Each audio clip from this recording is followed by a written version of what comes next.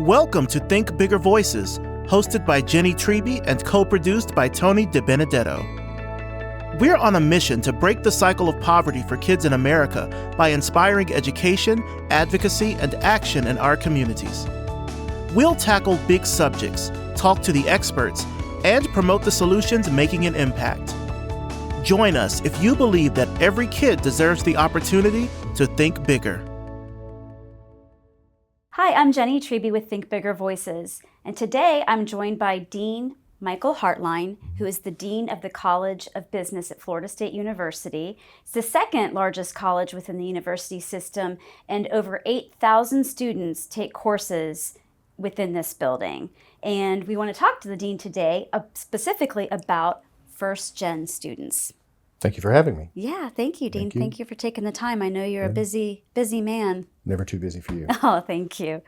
So let's start by talking to me a little bit about how many first-gen students you have here and what that kind of looks like for the college. So in the College of Business, we have approximately 7,600 majors, students who actually belong to us. Overall, though, there are more than 8,800 that take courses in this college. So a lot of those, they're not our majors, but they maybe a business minor or they take courses somewhere else. So quite a few students take courses in this building, in the other building. In the college, out of those 7,600 that belong to us, approximately 1,100 are first gen in the College of Business. And out of those 1,100, about 150 to 160 are CARE students. And just for our listeners, CARE, the CARE program stands for the Center for Academic Retention and Enhancement. Right. So that is 1,100 students. That's a huge chunk of students who are first gen. Right.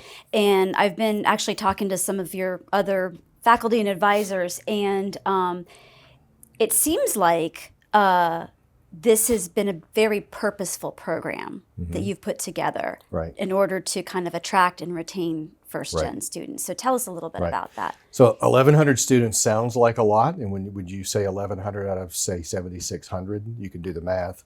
That's actually low compared to the rest of the university. The university as a whole runs about 25% first-gen. Okay. So we're behind the university.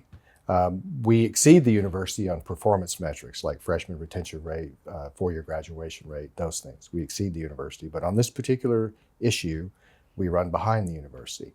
And it actually highlights a problem that we've had over the years. And the reason why we've made investments in this area is because we've learned over the years that a lot of first-gen students just don't believe they can major in business. And so we still, to this day, run behind the university because of that very thinking. Students come out of high school, first gen, and they maybe think business is not for them, or maybe they're not quite sure how to come into the business school. So Why do you think that is? I think a lot of it's imposter syndrome. They just believe they haven't had a background that leads them to believe that they can excel in a business career. They tend to think of other careers outside of business. And so several years ago, we started taking steps to reach into the first year. So I have to back up a little bit. Our college is an upper division college, meaning that traditionally you have to be a junior before you're allowed to be a business student. So you have to go through the prerequisites and formally apply, which is still the case. But over time, as the students coming out of high school got better and better and better, these students arrived 18, 19 years old with credits in hand and actually are sometimes juniors by the time they come to Florida State. So that combined with this idea of first-gen students not thinking they can major in business, we started taking steps to reach into the first year, which is not something we had traditionally done. We had always just been, we'll just wait, we'll see you when you're a junior and formally admitted to the College of Business. We just no longer could do that. So we've done a lot of efforts in coursework in the first year through our Engage 100 program, which are small cohort sections for students in their first year, through our GEB 1030 class, which is a professional development course that's required of all business majors, regardless. And this year we actually started a living learning community in Azalea Hall, 75 students cohorted together. Next year we'll do the same thing in another living learning community. So we'll be the first college on campus to actually have two living learning communities, both in Azalea Hall. So 150 of the best and brightest students coming out of high school. That's not something we've ever done. before. So investments in the first year, and again, notice I didn't say freshman, because in our minds, there's no such thing as a freshman anymore. By the time they come out of high school with all these credits, they're not really freshmen, right? They're just not. So we treat these students who come in first year more like sophomores. In some cases, they are juniors. Some cases, they have a degree in hand. We had 124 students this year come to us in the College of Business already with AA degrees in hand, which is astonishing if you think about it. So these efforts reaching into the first year before these students are even formally admitted, we think will pay long-term benefits, not only in terms of even exceeding the metrics we hit now in terms of four-year graduation rate and retention rate, but also in first-generation students who are in this LLC and in these Engage 100 courses who, although they're not formally admitted to college at this time, they now see that, yes, I can excel in business, and yes, I can see how a business career would apply to me. Why do you think it's important for the College of Business, or even the university as a whole, why is it important to focus in on first-gen students? Because I was first gen, and I will tell you just a little bit about my experience, and nothing against my parents. My parents didn't know what they didn't know. If as a first gen student coming out of high school, if I had done more homework and had more assistance along the way, I could have gone to college for 4 years for free, right? Because I qualified for 4-year tuition scholarships at a variety of different universities, but had no idea until it was too late. I found out when I was a junior at Jacksonville State University that I could have qualified to be there for 4 years for free. Right? And I had no idea. And my parents had no idea. So my parents are paying for this. They didn't go to college. They have no way of guiding me, or the same thing with first gen today. They have no way of guiding. And in some cases, students come out of families where no one goes to college. And so that was my case. I was not the first in my extended family to go to college. I had a cousin who had gone to Auburn University to be an engineer, but he was the only one. And so my cousins, my aunts and uncles, extended family really didn't have an experience to be able to direct one way or the other. And so that's why it's important, is because coming out of high school, if you don't know where you're going, you really don't know how you're going to get there. And it's intimidating. Florida State is approximately 45,000 students. We're not the largest in the state of Florida. We're the fourth largest university in the state of Florida. So if you want to go to UF, UCF, USF, Florida State, which are the four largest, it's pretty darn intimidating to come out of high school and land on a campus with 45,000 students. Where do you start? Where do you go? Like, where's financial aid? Where's the advising office? You need assistance along the way. You have to find a way to shrink the size of the campus or you'll get lost pretty easily. And so that's why it's important for first gen students, because they arrive here, and if they have no help, no assistance along the way to guide them, they'll end up being lost or stuck, and there's a very good chance they won't matriculate to their second year, so our metrics go down in terms of retention rate, in terms of graduation rate. So it all assists in doing that. Whereas some of our students are second gen, third gen, they have parents, they have grandparents that went to school here, they know, they point, they tell them how to go, and it's just a different way of approaching it. So that's why we do it, is to be able to guide these students, assist them, getting them through the 4 years that they'll be, or in some cases 2 years or 3 years, depending on how many credits they bring, getting them through in a timely fashion so that they can achieve the career goals that they dream of. Do you think there's also kind of more of an altruistic slant to that, though, in just terms of being able to say that we're helping people who may be financially disadvantaged, like a lot of these kids are, ultimately breaking that cycle? Oh, absolutely. There's a huge part of that. We see it every day on this campus, students who come from underprivileged backgrounds, and what that means and what that does. Some of us that work in the college and work in the university actually have those experiences. A lot of our alumni have those experiences, and they tell those stories very eloquently. And it's hard not to be drawn into that and want to assist and help others in that regard. That's sort of Florida State's DNA anyway. I would say we're unique in the state of Florida, I think we're certainly unique around the country in the amount of attention and effort we put into things like the CARE program, the Unconquered Scholars program, and first generation programs. I can't think of another university that does it to the extent that we do. It's just part of who we are at Florida State. Which is I mean, that's pretty incredible. The Unconquered program, to clarify, that's the program for kids who have been in foster program or They age out of the foster system, or they have a homeless situation. Right. So as an academic, as you are, and kind of understanding Florida State's position, so talk to me about what you do see around the country, though, because you said that you don't think that there's a lot of universities who have this extent of a program. Do you think most universities do, though? Is that a mentality? They do. I'm sure other universities have these types of programs. I would say, and I'm no expert on what other universities do, I would just say that the big difference between those universities and Florida State, and it's pretty simple, actually. Other universities talk about how great they are. Florida State talks about how great you will be as a result of coming to Florida State. And to me, that's just a very different mentality. I think earlier today you heard about a presentation some of our staff made at a national conference where they talked about our first gen program. And after the presentation, the feedback they got, and this is a national conference of their peers in academic advising, the feedback that they received was like, oh my gosh, tell us how you do that. Can we have your slide deck? Tell us more, tell us more. To me, that's pretty compelling evidence that we're unique in the way that we approach first gen. So tell me a little bit about how, because you've got a team here that are maybe not solely dedicated to first gen, but that is a huge part of their job, right, is to help these students. So tell me a little bit about what types of things that you're doing, because you talked about when they first come in and kind of reaching out to them, but once they are business majors, what are some of the things that you do?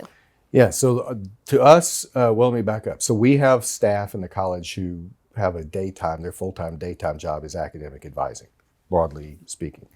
They, several years ago, particularly coming out of the pandemic, saw some of the issues that students were having coming out of the pandemic, really pertained a lot more to first gen than probably any other group, I would say. So they started taking it upon their own to create programs for first gen students.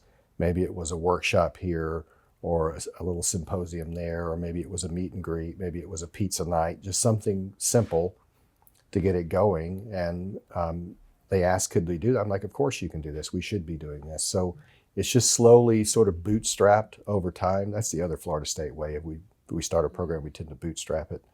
And it's just kind of worked its way up into this much larger initiative now. At the same time, the other part of that goes back to what I said before. You could no longer be a college where you just simply said, okay, we're here when you're a junior, we're ready. Until then, we don't want to see you. We tended to look at students in the first year and second year as more of a hands-off approach. You can't do that anymore for reasons I just explained. And so we decided that the best approach to reach these students was to meet them where they are, whatever that means, right? And so in the case of CARE and First Gen, a lot of times it's getting out of this building and actually going to be physically present where they are in their other organizations where they meet, in the CARE program, actually being there present with them instead of putting a shingle on the door and saying, here we are, First Gen program or academic advising. Very, very challenging to get students who have, maybe they lack confidence, maybe they have imposter syndrome, they just don't know, right? So we learned a long time ago, particularly with the CARE population, that they come and just don't believe they can be business majors. And we started digging into that, like, why do you feel that way? Sometimes it's coursework related, but more often than not, it's not really the coursework scares students, right? Accounting in particular, calculus, you have to take calculus. It's not really that so much as that they just don't know where to get started, or they don't see themselves in 4 years in a business professional setting. And we have to overcome that. Why do you think that is? I think it's just because of the background, the background that they had, they just never thought. Experienced it? Never experienced it. They don't have parents or aunts or uncles maybe that were Maybe they were investment bankers or they were CPAs. They tend to not come from those backgrounds. So they never witnessed it. So how do you even mimic behavior that you've never witnessed? So we have to be able to demonstrate to them, yes, you can get from A to B, and here's how you do it. And oh, by the way, here are alumni who have been where you are. That's really powerful, by the way, is when you, like, it's enough one thing for the dean to say something or the faculty to say something. You bring in alumni who've been in that chair where they sit and say, I used to be just like you sitting in that chair, and here's what I did. And I came from practically nothing. I'm first gen myself. And when you see the students, the eyes light up because here's someone who did what they now aspire to do. So it's a pretty powerful thing to watch. How are you preparing students for, I mean, the academics is one thing, but how are you preparing students for career readiness? Mm-hmm. Yeah, so we like to say the magic sauce happens in the classroom between the students and the faculty, so we're very good at that. We can teach accounting and finance and marketing and management all day long, right? And we're very good at that. So what we had to make investments in were all the things outside the classroom. So our college now has its own career services team, a standalone from the university. We augment what the university does, but we have our own team. They teach a lot of these courses I mentioned. They teach the GEB 1030, the business careers class. They teach a lot of these things. They do workshops, they do resume preparation, mock interviews, you name it. They do it all. And they also do it for first gen. So that's part of the challenge is if you just say we're going to have a workshop here in the College of Business on like financial literacy or what your credit score means to you. We just had one a week or so ago, how to buy a house, how to get a mortgage. No kidding. Right. All right. Oh yeah. We called that series is called Adulting 101. Like how to be an adult. Yeah. Right. How to buy a car. We've done that one. Like basic investments, those sort of things. You can do that and have it in a big conference room and invite everyone to come. That's fine. But more often than not, you need to do the exact same thing in a smaller setting for first gen students because of this intimidation factor, because of this imposter syndrome factor. And they're like, oh, maybe that's not for me. So you invite them in, which is what our team has done slowly. Invite them in, get them to trust and understand, and then all of a sudden they start telling their friends, and pretty soon you've built up that program for first gen. So we've done all the above for first gen students. We even have etiquette dinners for first gen students that are led and funded by our alumni and donors. It's, again, pretty powerful. It's like how to conduct yourself during a business dinner or an interview dinner or things like that. Bread and drink, right? All of the above. And we've had them on occasion where if they're over 21, we actually do wine pairings to show them how to drink wine in a professional setting, because there is a skill to doing that. Where to put the napkin, that sort of stuff, right? Yeah. Those are standing room, well, they're not standing room only, but those are like one of the most oversold things we do is an etiquette dinner, because all the students clamor to do that. Wow. And so we just don't have enough space and resources, unfortunately, to do it for everyone in the college, but that would be the goal. So the end goal eventually is to get to the point where all 8,000 of those students will not only have gone through all of the career prep work, they will have gone through an etiquette dinner, and ultimately the goal, because we're launching a capital campaign coming up in the university, and one of our college's big pillars for that capital campaign is professional development funding for students, to be able to support students who want to go to an industry conference, or they want to go on a corporate tour, or maybe they want to sit for some certification. Like if they're a finance major, they want to sit for the SIE exam, or if they're an insurance major and they want to sit for the CIC designation. We want to be able to pay for that for them, so that they don't have to pay for that. That's a goal for all students.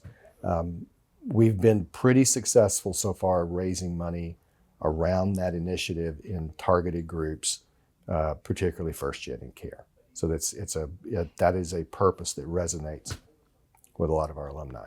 Oh, I'm sure. Mm-hmm. Yeah. Mm-hmm. Do you see a difference in the classroom, or maybe I know that, do you still teach? No, unfortunately, no. No. But your faculty, or when you did teach, do you see a difference between first-gen students and students who are, more legacy students, or who's... Not necessarily in terms of academic performance, but in terms of outgoingness. Maybe you could throw them in a setting where they all have to network at the same time and you would see a difference.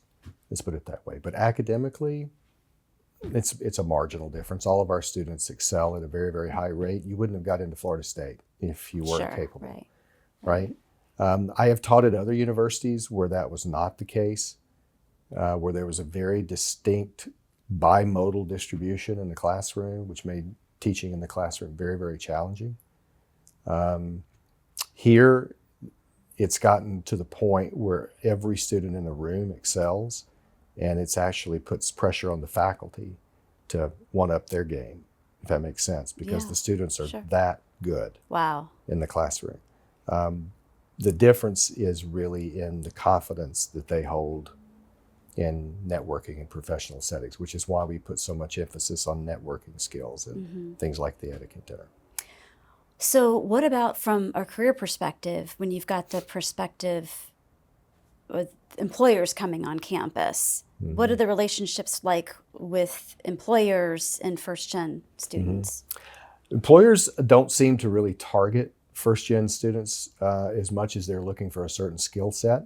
So that's why it's incumbent upon all students to have done their homework in prep up to being career ready. Probably there's no better example of that than doing an internship. And so we strive very hard to get our students to do internships, preferably multiple internships. And I would say that's even more important for a first-gen student to have done an internship before they graduate, because it gives them just that much more confidence to do it. But they don't really come in and say, hey, I want to hire first-gen students. They come in saying, I want to hire your best students, and I want to hire them to do a certain task or skill set, let's say, whether it's in finance or insurance or whatever it may be. That's what they come in looking for. The first-gen part, to me, would come into play in building rapport between the student and the recruiter. If the student conveys their first gen and the recruiter says, oh, well, I'm first gen, tell me more about that. Very similarly to the way that common things on a resume with the recruiter plays out really well. Because a good example, fraternity and sorority life is a great way for students to connect immediately with a recruiter if it's on the resume. And then if they've had a leadership position in any student organization, that resonates really. So recruiters, by and large, students don't like to hear me say this, and parents don't like to hear me. Recruiters, by and large, don't pay attention to grades that much. Maybe accounting do. Maybe the accounting recruiters do. So they're not going to come in and say, what is your GPA? They're going to come in and say, tell me about your internship experience. Tell me about your leadership positions you've held. Tell me about your career aspirations. If you have a 2.8 or a 3.8, in a lot of ways, it's really not that important to them. Interesting.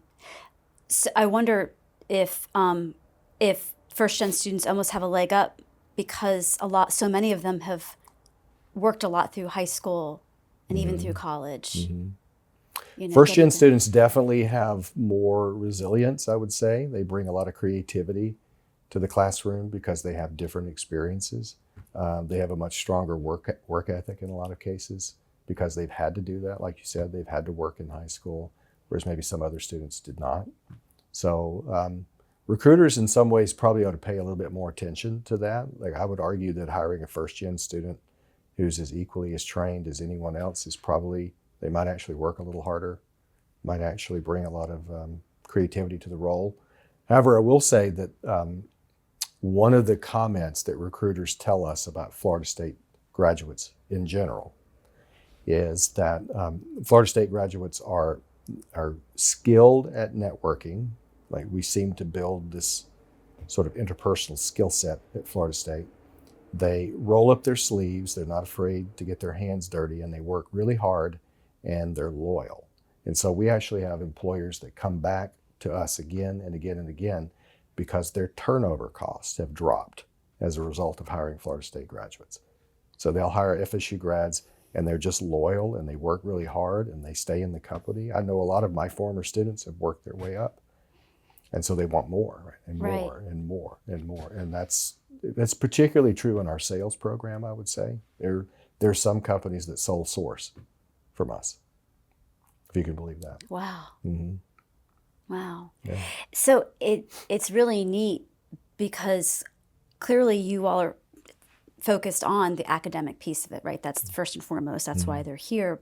But going above and beyond to help them with those soft skills and all of the other things to prepare them, really seems to be working. It's critical. It's what makes our graduates stand out over and above Yeah. other graduates, I would say. And I don't know that 5 to 8 years ago, I don't know that I would have said that was the case. 5 to 8 years ago, we were like any other business school, I would say. We did a great job in the classroom. We were a little less concerned with what happened after the classroom. But that's not true anymore. We're hyper focused on the whole student, the whole student experience. While they're here, it's like I said, it's the DNA of Florida State. Yeah. We lead the nation, or we're at least top 5 in the nation in student success metrics as a university in terms of graduation rate, retention rate, satisfaction rate, those sort of things. Wow. So I would argue there's no better undergraduate experience in the country than right here. I really believe that. Yeah. Well, and just talking to your to some of your staff members who basically said that they went to you and said, I want to do X for first gen students, and you said, go for it. So Yeah. it's like just very entrepreneurial in a lot of ways to just On say, their behalf. Yeah, it's Yeah. very entrepreneurial on their behalf to do that. My goal as the dean is to take all the ideas in that anyone in the college has and try to get to a yes. I learned a long time ago that if you want to be successful, you hire great people and you get out of their way. And so that's my goal, is to get out of the way.